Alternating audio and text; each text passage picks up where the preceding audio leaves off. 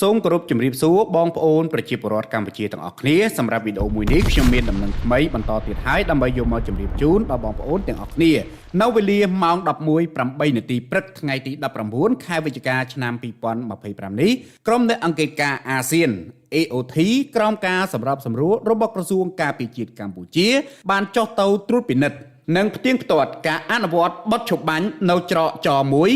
ឃុំថ្មដាស្រុកវាលវែងខេត្តពោធិ៍សាត់នៅអំឡុងពេលដែលចុះទៅត្រួតពិនិត្យនៅទីនោះក៏មានការផ្ទុះអាវុធនៅខាងភៀកគីសៀមដើម្បីធានាសុវត្ថិភាពក្រុមអ្នកអង្កេតការណ៍អាស៊ានបានសម្រេចផ្អាកការចុះផ្ទៀងផ្ទាត់នៅតំបន់នោះនិងដកថយត្រឡប់មកវិញបងប្អូនទាំងអស់គ្នាអញ្ចឹងការផ្ទុះអាវុធនៅខាងភៀកគីសៀមគឺនៅថ្ងៃនេះតែម្ដងថ្ងៃទី 19 ខែវិច្ឆិកាវេលាម៉ោង 11 ហ្នឹងអញ្ចឹងនៅថ្ងៃនេះគឺក្រុមអ្នកអង្កេតការណ៍អាស៊ានបានធ្វើដំណើរទៅច្រកចមួយដែលស្ថិតនៅក្នុងឃុំថ្មដាស្រុកវាលវែងខេត្តពោធិ៍សាត់ក៏ប៉ុន្តែស្រាប់តែពេលទៅដល់ទីតាំងនោះក៏មានការផ្ទុះអាវុធបាទនៅខាងភៀកគីសៀមដូច្នេះហើយកម្ពុជាក៏បានសម្រេចចិត្តថានឹងមិននាំក្រុមអ្នកអង្កេតការណ៍ទៅទេដើម្បីធានាបាទសុវត្ថិភាពហើយមកដល់ពេលនេះយើងក៏មិនទាន់ដឹងច្បាស់ថាតើការផ្ទុះអាវុធនៅខាងភៀកគីសៀមនោះបណ្ដាលមកពីមូលហេតុអ្វីនោះទេប្រសិនបើមានដំណឹងអាប់ដេតអ្វីថ្មីបន្តទៀតខ្ញុំនឹងលើកយកមកជម្រាបជូនដល់បងប្អូនទាំងអស់គ្នាបន្តទៀតហើយកាលពីព្រឹកមិញខ្ញុំបាន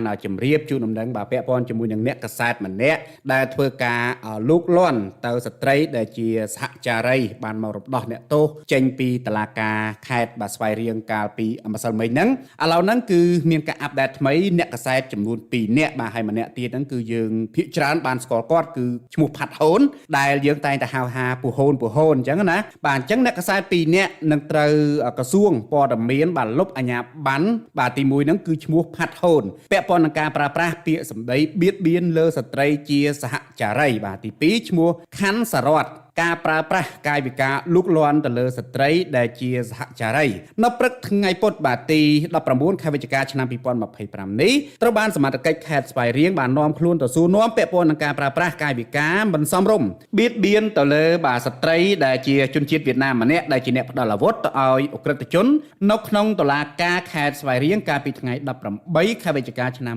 2025 ម្សិលមិញនេះបាទអញ្ចឹងបងប្អូនទាំងអស់គ្នាក្រសួងព័ត៌មានបានសម្រេចក្នុងការលុបអាជ្ញាប័ណ្ណចេញពីអ្នកកាសែតចំនួន2នាក់បាទមួយគឺឈ្មោះផាត់ហូនដែលយើងស្គាល់គាត់ថាពូហូនណាហើយមួយទៀតហ្នឹងគឺមានឈ្មោះថាខាន់សារ៉ាត់គឺពាក់ព័ន្ធជាមួយនឹងអកប្បកិរិយាគឺគាត់បានយកដៃទៅស្ទាបបង្អែលពាល់ស្ត្រីដែលជាសហចារីនោះហើយបាទសម្រាប់ពូហូនវិញគឺពាក្យសម្ដីរបស់គាត់យើងដឹងហើយថាពូហូនគឺពាក្យសម្ដីរបស់គាត់ហ្នឹងគឺអញ្ចឹងឯងបាទការលេងសើចរបស់គាត់ក៏ប៉ុន្តែលើកនេះគាត់លេងទៅបាទវាជ្រុលអញ្ចឹងណាវាជ្រុលស្ថានភាពវាមិនអំណោយផលចំពោះការលេងអញ្ចឹងកន្លងមកសម្ដីពូហូនគឺយើងដឹងទាំងអស់គ្នាហើយគាត់លេងច្រើនអញ្ចឹងណាហើយក៏មិនសូវមានអ្នកណាប្រកែប្រកាន់អីគាត់ច្រើនទេហើយពូហូនសម្រាប់ដូចជាអ្នកខេត្តស្វាយរៀងគឺមានប្រជាពលរដ្ឋច្រើនដែលចូលចិត្តស្រឡាញ់គាត់អញ្ចឹងណាកន្លងមកគាត់ជួយផ្សព្វផ្សាយបាទព័ត៌មានណាដែលរងអំពើអយុត្តិធម៌អីច្រើនពីសំណាក់អាជ្ញាធរហ្នឹងគឺពូហូនបាទចេញមុខក្នុងការផ្សព្វផ្សាយដើម្បីជួយដល់ប្រជាពលរដ្ឋក៏ប៉ុន្តែពាក្យសម្ដីរបស់គាត់គឺតែប៉ុណ្្នឹងឯងពូហូនតែលើកនេះគាត់លេងវាខុសកលៈទេសៈអញ្ចឹងណាសម្រាប់ពូហូនមួយខ្ញុំក៏ចូលរួមសោកស្ដាយដែរព្រោះពូហូនបាទតាមខ្ញុំធ្លាប់តាមដាននិងស្ដាប់ទៅគាត់ក៏ល្អដែរគាត់មិនមែនអាក្រក់អីទេមនុស្សគាត់គាត់ថាសម្ដីគាត់តែប៉ុណ្្នឹងបាទតាំងពីដើមមកគាត់ថាលើកនេះគាត់លេងខុសកន្លែងឬក៏គេហៅថាខុសកលៈទេសៈអីចឹងណាហើយកន្លងមកយើងដឹងហើយថាពូហូនគាត់មិនក៏ពិតមនុស្សពូហូនបាទសម្រាប់ខ្ញុំគឺល្អទេមនុស្សគាត់ណាគាត់មិនទៅខលខូចអាក្រក់អីទេគាត់ថាមាត់គាត់ប្រភ្លេចប្រភ្លោចឹងគាត់ថាលើកនេះរៀងជ្រុលបាទគាត់រៀងជ្រុលចឹងណាអញ្ចឹងពាក់ព័ន្ធនឹងការដកអាជ្ញាប័ណ្ណអ្នកកាសែតទាំងពីរនាក់បាទឈ្មោះផាត់ហូនមួយហើយនិងឈ្មោះខាន់សារ៉ាត់បាទគឺក្នុងលក្ខខណ្ឌផ្សេងពីគ្នាពូហូនគឺការប្រើប្រាស់ពាក្យសម្ដីបៀតបៀនអីចឹងណាដូចថាគាត់និយាយថាអូស្អាតអាតំណងអីចឹងអាហ្នឹងពាក្យពូហូនគឺតែប៉ុណ្ណឹងបាទតាំងពីដើមមកម្លេះគាត់ថាស្ថានភាពនេះវាមិនសមស្របនឹងការប្រើប្រាស់ពាក្យបែបហ្នឹងហើយមួយទៀតហ្នឹងគឺខាន់សារ៉ាត់អាហ្នឹងគឺថាយើងមើលឃើញច្បាស់ទាំងអស់គ្នាគឺថាលូកដៃទៅស្ទាបអង្អែលបាទថ្ពាល់ស្ត្រីដែលជាសហចារីនោះដែលធ្វើឲ្យមានការមិនពេញចិត្តនឹងរិះគន់ខ្លាំងមែនទែនហើយคลิปមួយហ្នឹងក៏មានការយកទៅផ្សព្វផ្សាយច្រើននៅខាងភាគីសៀមគេយកមកវាយប្រហារយើងអញ្ចឹងណាតែចំណុចនេះខ្ញុំគិតថា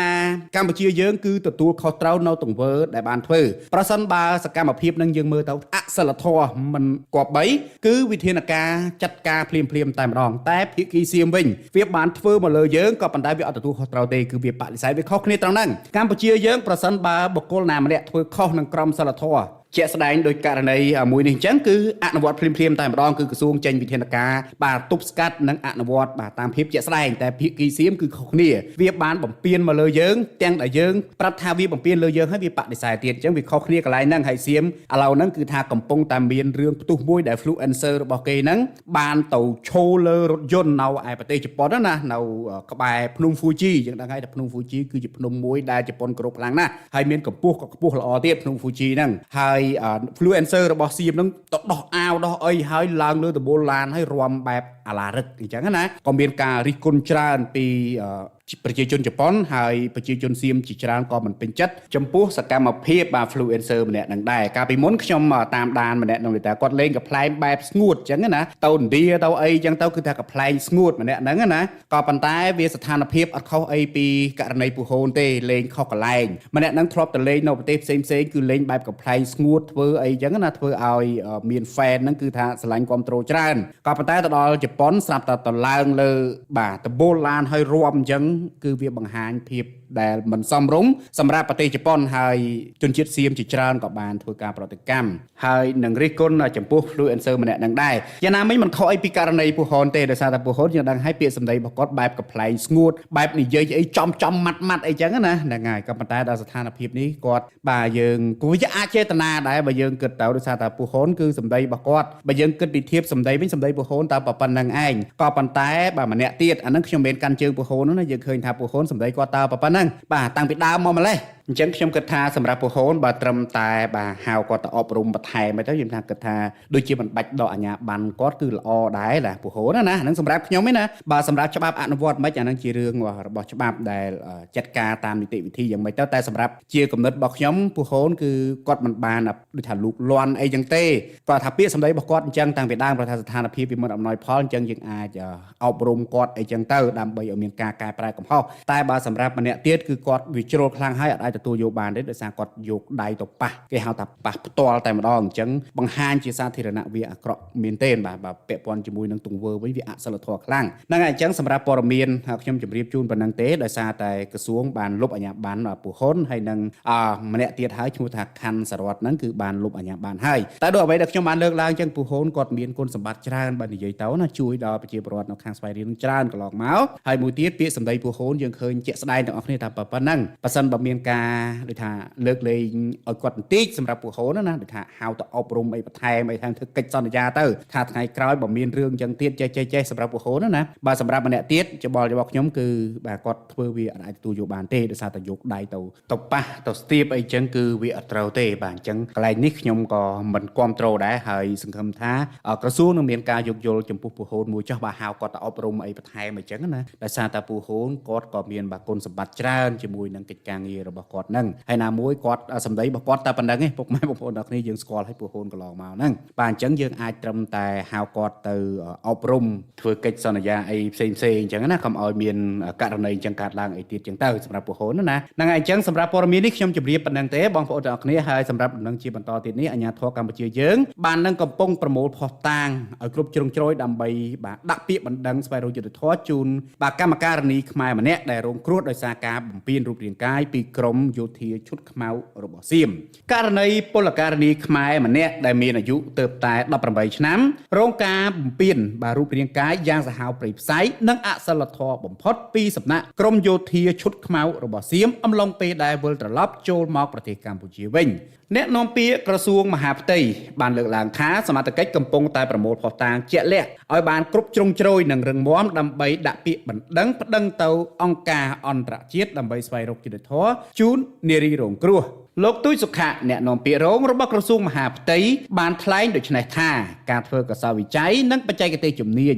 របស់នគរបាលជាច្រើនយើងមិនអាចលាតត្រដាងបានទាំងអស់ទេហើយសមត្ថកិច្ចក៏កំពុងតែសំយោគលើអ្វីដែលយើងប្រមូលបាននោះគឺដើម្បីរៀបចំឯកសារដាក់ពាក្យបណ្ដឹងតវ៉ាស្វែងរកយុត្តិធម៌ទៅកាន់អគ្គស្នងការដ្ឋាននគរបាលជាតិរបស់សៀមតាមរយៈស្ថានទូតសៀមនិងអង្គការអន្តរជាតិដែលធ្វើការងារពាក់ព័ន្ធនឹងករណីហិង្សា គ្រប់រូបភាពមកលើស្ត្រីនិងពលករសូមជម្រាបផងដែរថាស្ថាប័នរដ្ឋពាក់ព័ន្ធរួមមានក្រសួងកិច្ចការនារីក្រសួងការងារគណៈកម្មាធិការសិទ្ធិមនុស្សកម្ពុជារួមទាំងអង្គការក្រៅរាជរដ្ឋាភិបាលបាទជាង200ស្ថាប័នបានចេញសេចក្តីថ្លែងការណ៍ថ្កោលទោសលើយោធាឈុតខ្មៅរបស់សៀមដែលប្រូតគ្នាបាទចាប់រំលោភនារីពលករខ្មែរយ៉ាងសាហាវព្រៃផ្សៃនិងអសិលធម៌បំផុតបាទអញ្ចឹងសម្រាប់ដំណឹងមួយនេះខ្ញុំជម្រាបជូនប៉ុណ្ណឹងហើយខ្ញុំក៏ចង់រំលឹកបាទពាក់ព័ន្ធនឹងករណីនឹងបន្តិចនៅពេលដែលពលករខ្មែរយើងដែលមានរូបប្អូនស្រីម្នាក់ដែរដែលបានមកបាទជុំគ្នាចំនួន13នាក់ពេលដែលមកដល់ធ្វើដំណើរបាទពីស្រុកសៀមចូលមកកម្ពុជាហ្នឹងគឺអត់ទាន់បានឆ្លងបាទអូចូលមកទឹកដីកម្ពុជាទេពេលនោះស្រាប់តែមានបាទរថយន្តរបស់ទាហានសៀមឈុតខ្មៅហ្នឹងគឺបានមកកាក់រថយន្តរួចហើយក៏បានធ្វើការវាយដំជាពិសេសទៅលើពលករដែលជាមនុស្សប្រុសរួចហើយគេក៏បានចាប់បាទប្អូនស្រីដែលជានារីរងគ្រោះហ្នឹងយកទៅរំលោភតែម្ដងហើយទាហានសៀមទាំងអស់នោះមានគ្នាប្រមាណជា7នាក់បន្តមកទៀតក៏បានបាទធ្វើសកម្មភាពហើយហ្នឹងក៏បានដោះលែងឲ្យពលករទាំង13នាក់ហ្នឹងគឺឆ្លងដែនចូលមកខាងកម្ពុជាវិញនៅពេលដែលមកដល់ហ្នឹងគឺអាជ្ញាធររបស់យើងក៏បានបាទសាកសួរដឹងព័ត៌មានអស់ហើយក៏បានបញ្ជូនប្អូនស្រីនិងពលករផ្សេងៗទៀតដើម្បីទៅពិនិត្យសុខភាពយ៉ាងណាមិញកន្លងមកនេះយើងបានឃើញហើយថាឧបនាយករដ្ឋមន្ត្រីសសុខានិងជារដ្ឋមន្ត្រីក្រសួងមហាផ្ទៃក៏បានចុះទៅសួរសុខទុក្ខប្អូនស្រីផ្ទាល់ដែលកំពុងតែសម្រាប់ព្យាបាលនៅក្នុងមន្ទីរពេទ្យខេត្តបន្ទាយមានជ័យផងដែរហើយយ៉ាងណាមិញដោយអ្វីដែលខ្ញុំបានជម្រាបចឹងបរិយារដ្ឋាភិបាលកំពុងតែរៀបចំប្រមូលភស្តុតាងនិងឯកសារផ្សេងៗពាក់ព័ន្ធដើម្បីដាក់ពាក្យបណ្ដឹងទៅលើបាទក្រុមយោធាឈុតខ្មៅដ៏សាហាវព្រៃផ្សៃដែលបានរំលោភបំពានមកលើប្អូនស្រីដែលជាពលករខ្មែររបស់យើងបាទអញ្ចឹងសម្រាប់រសៀលនេះខ្ញុំមានដំណឹងប៉ុណ្ណឹងដើម្បីជម្រាបជូនដល់បងប្អូនទាំងអស់គ្នាឲ្យបានជ្រាបប្រសិនបើមានការអាប់ដេតថ្មីអ្វីបន្តទៀតខ្ញុំនឹងលើកយកមកជម្រាបជូនដល់បងប្អូនទាំងអស់គ្នាបន្តទៀតសម្រាប់វីដេអូនេះបើមានការខ្វះខាតនឹងលើសលួសត្រង់ចំណុចណាមួយសង្ឃឹមថាបងប្អូនប្រជាពលរដ្ឋខ្មែរទាំងក្នុងនិងក្រៅប្រទេសដែលបានទស្សនាវីដេអូរបស់ខ្ញុំនឹងអធិស្ឋានដល់ខ្ញុំបាទផងដែរហើយកុំភ្លេចបាទជួយ Subscribe បាទ Channel បាទជំនោរម្នាក់មួយផងបាទសូមអរគុណជួបគ្នានៅវីដេអូក្រោយៗបន្តទៀតបាទ